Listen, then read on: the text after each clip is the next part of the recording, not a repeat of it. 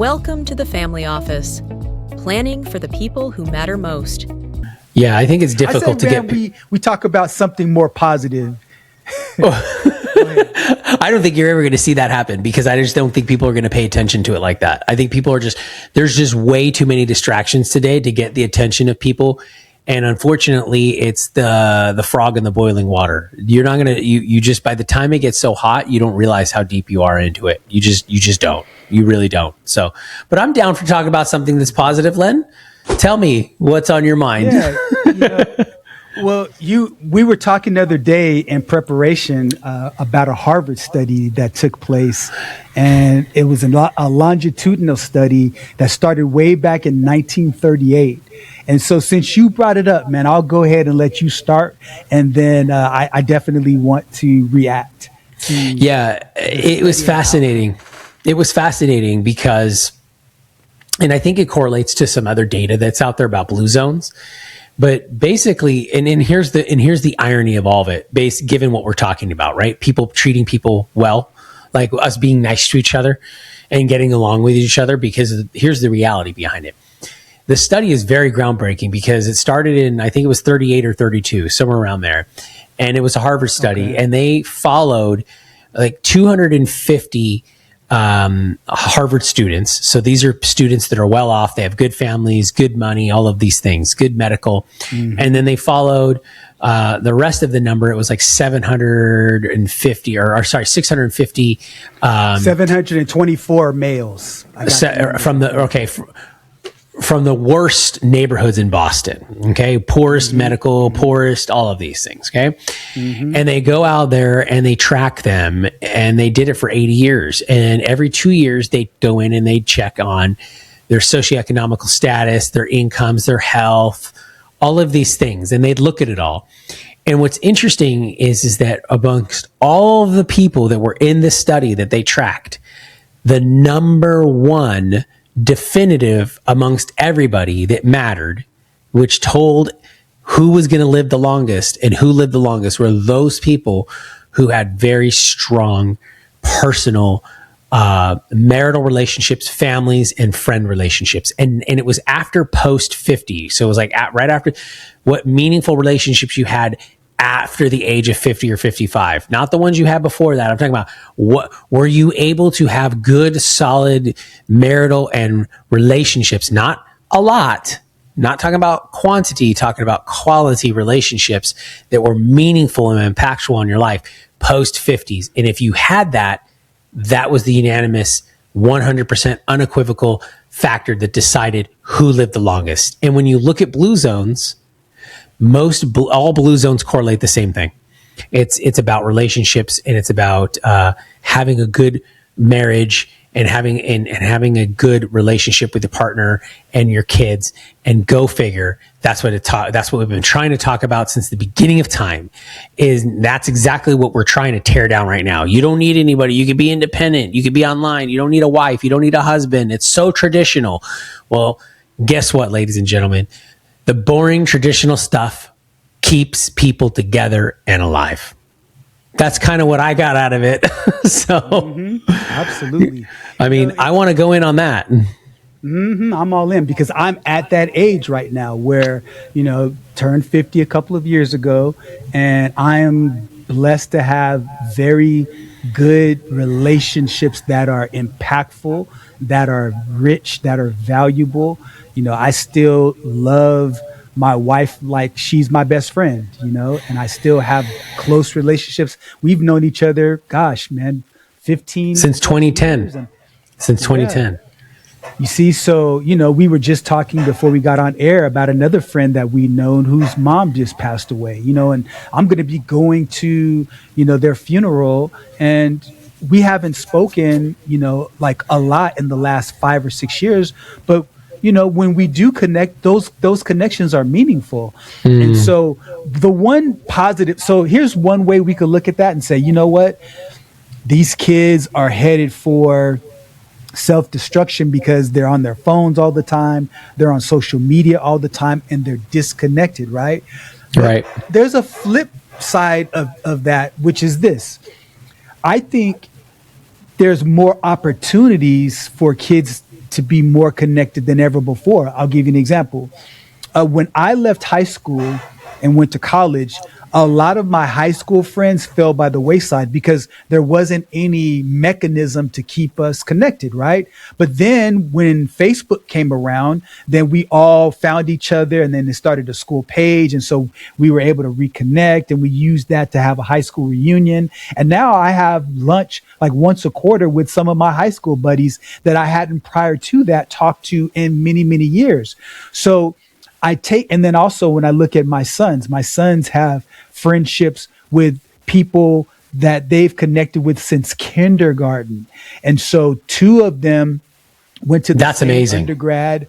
Yes. Right. And so they all, they have these group chats. And then when one is in town, like they're scattered all over the country now. Yeah. But when they all come together, pockets of 2s or 3s will always get together. They'll go out and hang out and socialize. So I think there's an opportunity there. And then also the way I look at this in a potentially positive way is that because technology connects us all potentially, if we take advantage of it, as we get older and as our lifestyles begin to change, we begin to, I believe, naturally settle down into different types of activities. You meet that special somebody, if you have a good positive relationship, that's the central, core one. Right. And if one spouse brings friends to the relationship and the other spouse does too, now you have that extended mutual friendship. I hope, given people have access to this information, that they'll use it to say, we've got to be intentional and use technology to our favor so that we can take online relationships and keep them intact offline. Yeah, I think it's about knowing how to meet, how to use the technology. And that's where I think people that in my generation and your generation have an advantage, simply because we knew how to operate without it. And I think a lot of people today, parents have to show kids how to operate outside of the digital world, just simply because, this kind of stuff becomes passé. Because if the power goes out, all this stuff goes to shit. I mean, none of it's going to work. And at the end, and also at the end of the day too, you got to understand how to socialize people. Today, a lot of people don't even know how to deal with each other in the real world. They only know how to deal with each other through screens. So when they get in front of each other, they're like, oh my gosh, they don't know what pheromones are or sweat or smell or anything like that. They have no ideas of like, what is going on right now?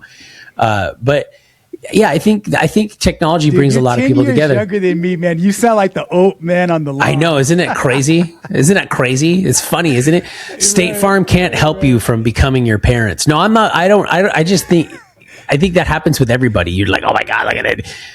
I try to stay a little bit hip though. I try to stay a little bit. I think it's just the nostalgia thing. I think that's just it. I think it's just trying to say nostalgia. I will say this though. I think anyways, and I could be wrong. My kids would probably tell me I'm wrong, but I don't think I don't think that we're that far off. You know what I mean? I mean, what I mean by that is I think the coolness gap thing that you used to see with parents, I think that's actually it's getting shorter now with each generation. Simply because I just think that the world is changing, but I think that everyone's kind of doing the same thing. And what I mean by that, a great example is that my kids don't know how to out-tech me. Maybe it's because I was in technology, I don't know, but they don't know how to out-tech me. So, I mean, when the stuff goes to heck, I'm not going, oh, can you fix my phone? I'm not that adult where it's like, I need my son to help me with. No, they're asking me for help still. So I think that, that's the big difference here with it. But definitely. I'm excited for the future. I think the future has a lot of good stuff going on. I think that there's a lot of bad stuff that's going on, but I think that's always been the case. I mean, think about it, Len. Within less than 50 years ago, there were nuclear weapons pointed, right? Was it 50 years ago? Pointed at Cuba at the United States. And we were doing duck and cover drills. Like if you ask people from that generation, baby boomers, they'll tell you, yeah, I remember we used to do duck and cover drills when I was in grade school.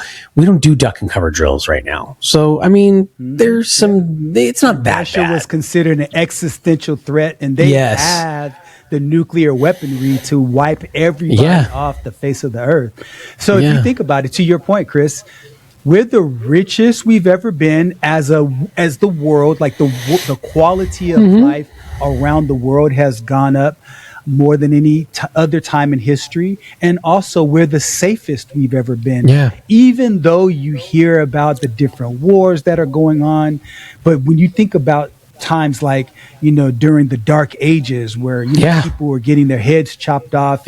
People were going to war and getting impaled by different blunt objects and, savage, their bodies sliced in half. I mean, no, this it's not like that at all. And so I think, while we talk all the time about all of the corruption that's going on, if you put it all in perspective, we're living pretty nicely. We're living nice. We're living good. You got to take some time to sit back and, smell the roses and understand that everything's going to be fine. And if, you have belief in a higher power and understanding that, for me, God is in control. And because of my belief in Jesus, things are going to be just fine. I just have to say, Len, that if you don't have that belief, like what you just said, God's in control and Jesus, all that stuff, you just don't understand the peace. You just don't understand the weird, unknowing peace that people like you have when you're in that life, when you're living that way. Yep. I agree. I just say, man, that's good stuff right there, Len. I didn't know I was going to hear. I just, it was good stuff. I just had to interrupt you there. My apologies, but it was so impactful. But anyways, if you like this stuff, go ahead and like and subscribe and comment. We would appreciate that. And with that being said, Len, happy Memorial Day. Thank you for all those who served our country. We appreciate you, and we have the utmost honor and respect to you. And we'll see you on the next one. Take care, Len. Conversation has given you clarity on your next steps.